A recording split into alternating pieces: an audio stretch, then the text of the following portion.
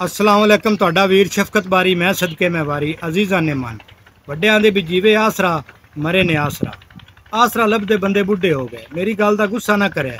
असी आदियां लोड़ां ख्वाहिशां इन्नियां को वधा लईयां ना जिवें घोड़ा भजदा ते मुड़ ते जिंदगी सुख नहीं लभदा। मैं ना भी जिंदगी सुख लैना है ना ते आदियां लोड़ां ख्वाहिशां ओदी को हदबंदी करिए। अवड़े बंदा दसदा पिया सी भी ख्वाहिश कीती आई भी मुंडा पढ़ लिख के ते को सुख देसी। ਉਹਨੂੰ ਗੱਲ ਕਰੀ ਦੀ ਉਹ ਅੱਗੋਂ ਪੱਟੀ ਨਹੀਂ ਲੱਗਣ ਦਿੰਦਾ। ਉਲਟਾ ਉਹ ਆਂਦਾ ਵੀ ਆੜ ਗਵਾੜ ਸ਼ਰੀਕਾ ਹੌਲੀ ਬੋਲੋ। ਤੇ ਕੀ ਗੱਲ ਹੈ ਜਿਹੜੇ ਜਿਨ੍ਹਾਂ ਦੇ ਸ਼ਰੀਕਾ ਹੁੰਦਾ ਉਹ ਸਾਰੇ ਜੇਲ੍ਹਾਂ 'ਚ ਪਏ ਨੇ। ਸਕੂਲਾਂ ਵਾਲੇ ਨੇ ਤਾਲੀਮ ਦੇਣੀ ਹੈ, ਤਰਬੀਅਤ ਵੀ ਕਰਦੇ ਨੇ ਜਿੰਨੇ ਜੋਗੇ ਹਨ, ਪਰ ਮਾਪਿਆਂ ਦਾ ਵੀ ਕੋਈ ਹੱਕ ਹੁੰਦਾ ਹੈ।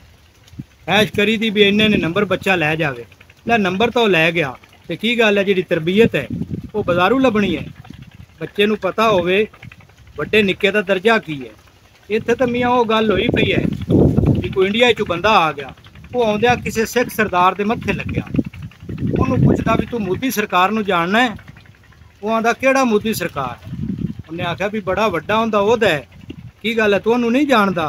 आखे वो केड़ा उत्ते DC लग्या होया।